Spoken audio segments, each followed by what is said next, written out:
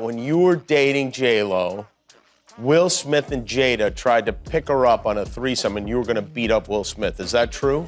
And I look at Martin, and he's like, this why I don't go nowhere with you. To use comedy for negativity is just not the way to go.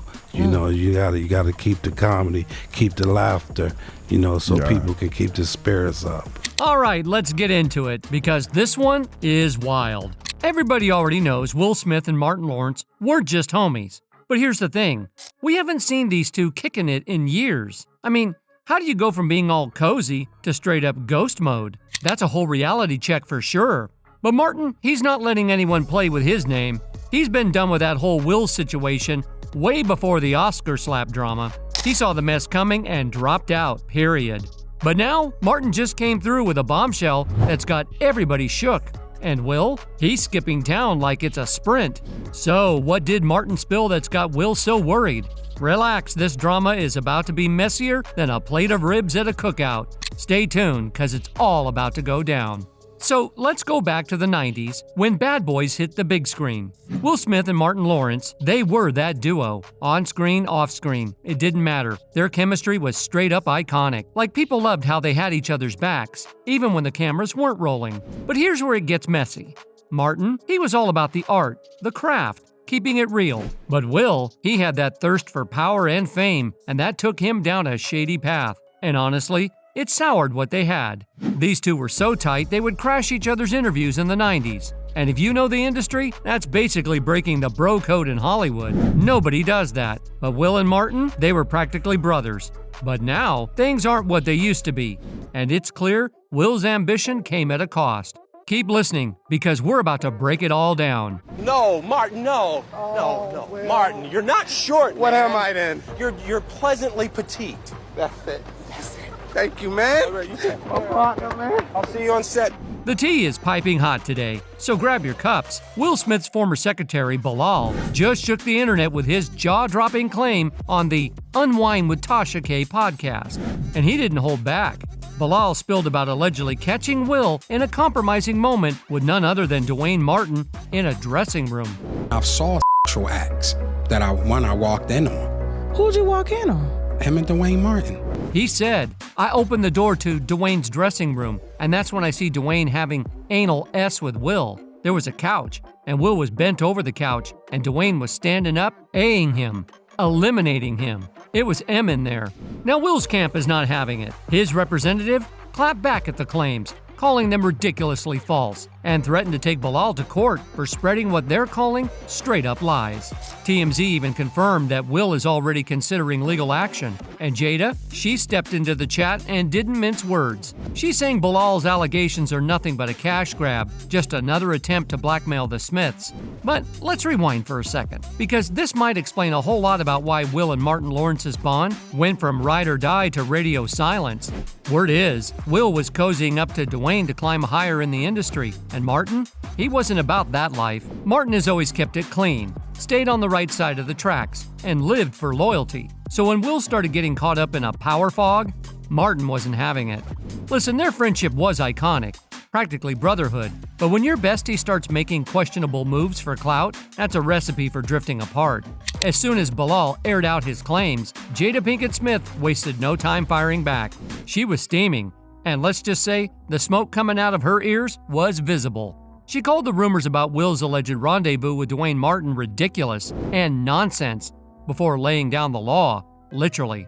Jada told The Breakfast Club straight up that they're taking legal action against Bilal. Her exact words? We're going to take legal action. Because it's one thing to have an opinion about somebody versus just making up salacious, malicious stories.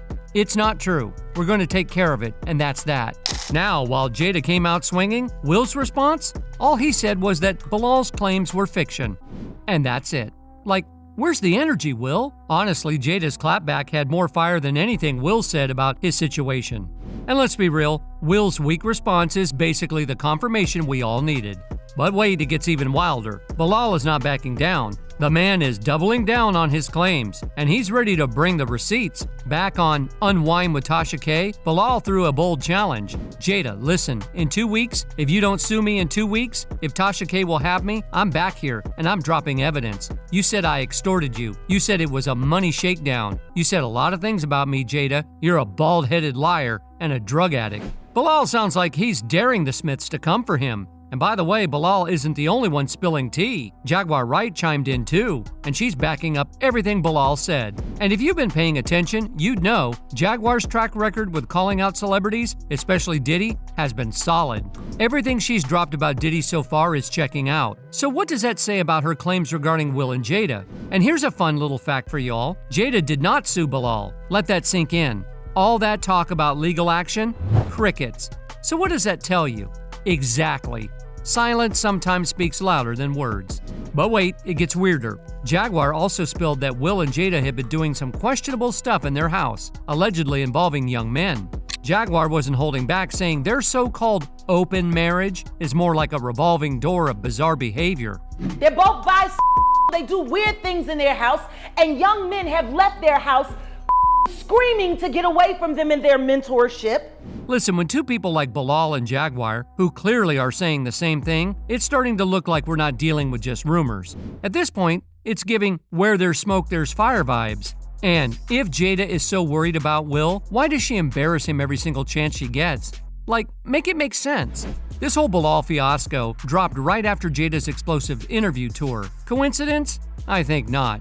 Recently, she went on a full oversharing spree, revealing just how messy their marriage actually is. In her new memoir, she didn't hold back, admitting that she and Will have been living separate lives since 2016. She even told USA Today that by the time of that infamous 2022 Oscar slap, they weren't even functioning as husband and wife. 2016, you and Will decided that you were going to live completely separate lives. Yes. It was not a divorce on paper. But wait, there's more. Jada described how they've been trying to figure things out ever since. Which, okay, sounds cute until you remember how many times she's publicly dragged this man. Just not being ready yet. Still trying to figure out between the two of us how to be in partnership, right? Oh, and let's not forget her reflection on why their relationship fell apart. According to Jada, by 2016, they were just exhausted from trying to meet these fantasy expectations they had of each other. We get it, marriage is tough, but maybe, just maybe, dragging your man on every platform isn't the healing journey you think it is. Honestly, it's hard to tell if she's exposing Will to help him or to keep herself relevant. Let's unpack this roller coaster of a marriage, shall we? Jada has been out here dropping bombshells left and right, painting this picture of a love story that's messy, but supposedly unbreakable. Remember when she said on Red Table Talk that she told Will from day one that divorce would never be an option? We've been doing some really heavy-duty work together, Jada said. We just got deep love for each other, and we're going to figure out what that looks like for us. Fast forward, and it's giving very much a we're separated but not really. Like, she just revealed that for 7 years they've been separated, but working on themselves and their deep love? If you were We're to describe in the your most relationship. beautiful place. Yeah. I will never leave Will's side. She's now claiming they're stronger than ever, working to figure out what their relationship looks like outside of society's expectations. I worked so hard to dismantle all the romanticism, and I just want to love Will as he is, right? I don't want to put him in any boxes. But wait, it gets spicier. Jada announced that she and Will might even start living together again soon. Because that's what it's gonna be. That's where it's headed. Yeah. And you both know. are on that page. Yeah, and but right now I really do enjoy my space. Yeah. Now, let's address the elephant in the room. Social media went off when Jada revealed that they've been separated since 2016, and people felt lied to. But Jada, she's unbothered. In an interview with Hoda and Jenna, she basically said, "Y'all mad? That's cute." They can feel betrayed, and that's okay, because life is messy and so is marriage. Unfortunately, it's not anybody's business what's going on in the most inner sanctum of our house. Her advice to the public? Read the book. She swears that once we have context, we'll all understand. But let's be real, does any of this sound like a fairy tale, or is it just a PR strategy wrapped in authenticity? Over the years, the Smiths have been subjected to many rumors, But in the wake of the Diddy drama, long-lost tea is coming up. Hollywood tea always has a way of circling back, doesn't it?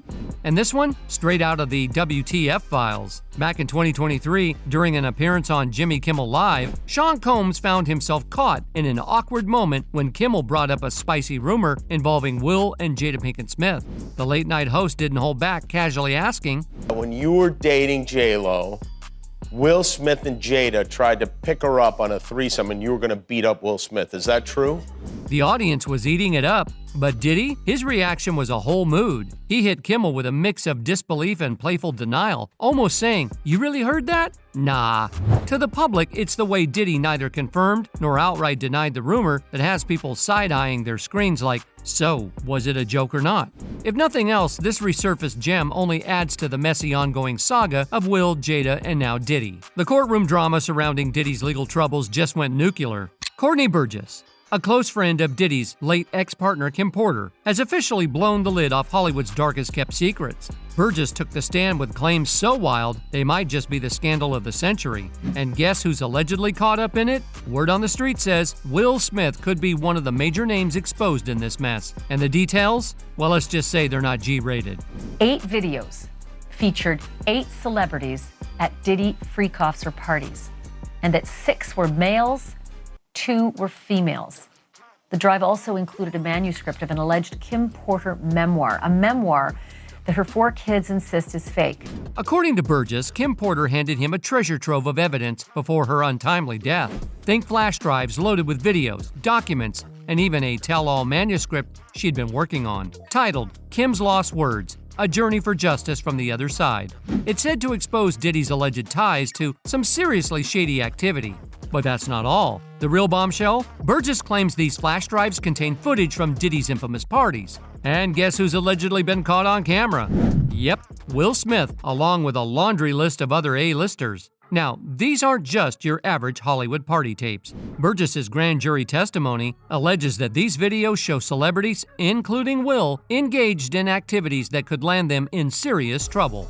Stuff that's not just embarrassing but downright illegal. And the kicker? Some of the individuals in these tapes were reportedly underage at the time. If these allegations are true, this isn't just a scandal. It's a potential career-ending catastrophe for everyone involved. I believe that opioid addiction changed his whole life and changed who he was.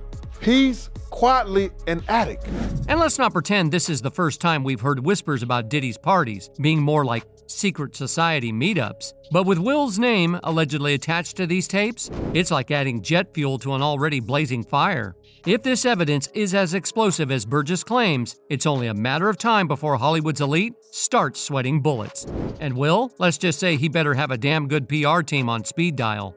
But here's the million-dollar question. Why did Kim Porter trust Burgess with those flash drives? According to his explosive testimony, Porter was living in constant fear for her life in the months leading up to her untimely death. She wasn't just paranoid, she was convinced that if something happened to her, it wouldn't be by accident. And honestly, knowing what we know about Diddy's history of secrecy and power moves, can you even blame her? Burgess revealed that Porter made him swear an unbreakable promise. If anything suspicious ever happened to her, he was to go public with the recordings, documents, and manuscript. She didn't just hand over a digital archive, she handed over a ticking time bomb. And now that she's gone, Burgess says he's honoring that promise. And let's not forget how dire Porter's situation must have felt. During his testimony, he even admitted, Do I think, yeah. There's no, every man possibly is capable. I think he's very capable of doing it. It's in his character. That's who he is. That's what comes with power. That's what comes with arrogance. That's what comes with, what makes him. Power, that's just the selfishness to make you be like that.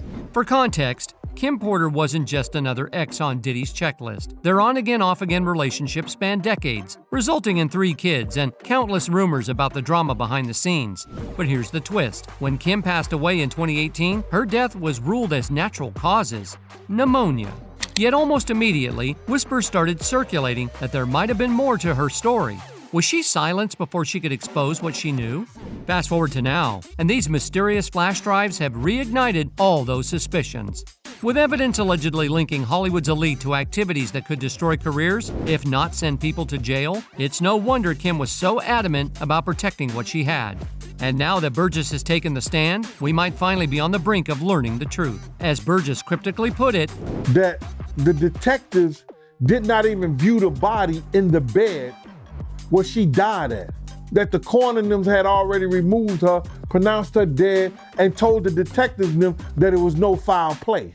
And if that is true, as I've heard it, and we read certain things on the internet about it, that case need to be reopened. We know that Kim, and it's in the this is in the documentation, shot out the paperwork. If that's not enough to send shockwaves through Tinseltown, I don't know what is. The walls are closing in on Sean Diddy Combs, and the latest chapter of TMZ Presents, The Downfall of Diddy, streaming on Tubi, is leaving no stone unturned. This newly released segment dives deep into the infamous high-profile parties at Diddy's mansion, painting a chilling picture of a world where excess, drugs, and obscenity ruled the night. And if the allegations weren't shocking enough, there's a claim that minors were present at these gatherings. Wallace, a former partygoer turned whistleblower, has come forward with disturbing details, alleging that these events were more than just glitzy celebrity affairs. They were, according to her, a dangerous playground where the rules didn't apply. Her revelations add fuel to an already blazing fire of accusations that have tainted Diddy's once untouchable legacy. Amidst the storm, Diddy's legal team is scrambling to regain control. On Friday, they filed yet another request for bail in Manhattan federal court, citing new evidence and changed circumstances that they believe warrant his release. This comes after 2 prior rejections since his September arrest on charges of racketeering conspiracy and ST. Diddy has consistently pleaded not guilty to the charges, but the allegations against him are as serious as they come. Federal prosecutors accuse him of orchestrating a criminal network that exploited and aided women, leveraging blackmail, kidnapping, and even violence to silence his victims. It's a narrative straight out of a crime thriller, but for the victims, it's a grim reality they've lived for years. With a trial date set for May, the stakes couldn't be higher. Diddy's legal team insists that he needs to prepare his defense outside of jail, arguing that his incarceration hampers his ability to fully engage in his case. But with the weight of evidence mounting, including claims from whistleblowers like Wallace and disturbing material allegedly from those infamous parties, it's clear that this case is far from over. That's all for today. We hope you liked that video, and if you did, be sure to like, subscribe, and stay tuned for more videos like this.